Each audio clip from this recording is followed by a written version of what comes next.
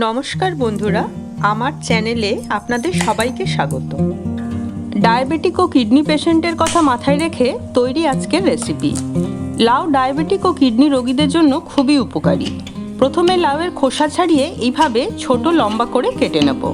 আপনারা আপনাদের পছন্দ মতো সাইজে কেটে নিতে পারেন। এবার কেটে রাখা লাউ সেদ্ধ হতে দেব। কড়াইতে ধুয়ে রাখা লাউগুলো ঢাকা দিয়ে নরম হওয়া পর্যন্ত সেদ্ধ করে নেব।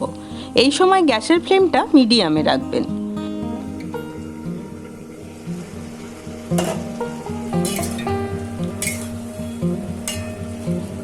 দেখুন, লাউ তার নিজস্ব জল ছেড়েছে আর লাউটা নরমও হয়ে গেছে।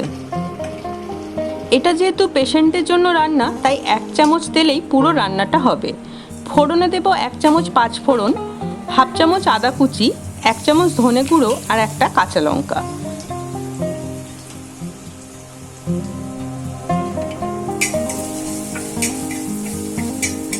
সমস্ত মশলা ভালো করে মিশিয়ে নিচ্ছি। সামান্য জল দিয়ে দিলাম যাতে মশলাটা পুড়ে না যায়। এবার দেব হাফ চামচ হলুদ আর সেদ্ধ করে রাখা লাউটা। এখানে নুনের ব্যাপারটা পরিষ্কার করে দিই। যেহেতু ডায়াবেটিক বা কিডনি পেশেন্টের ক্ষেত্রে নুন একদম মাপ মতো খেতে হয়, তাই এই রান্নায় আমি 1 গ্রাম মতো নুন ব্যবহার করেছি।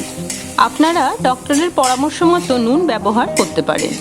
সেদ্ধ লাউ সমস্ত মশলার সঙ্গে মিশিয়ে নিয়ে আরও 2 থেকে 3 মিনিট রান্না হতে দেব। দেখুন, জল শুকিয়ে লাউটা বেশ নরম হয়ে গেছে। টাটকা ধনেপাতা কুচি ছড়িয়ে নিলেই তৈরি এই ডায়াবেটিক লাউ।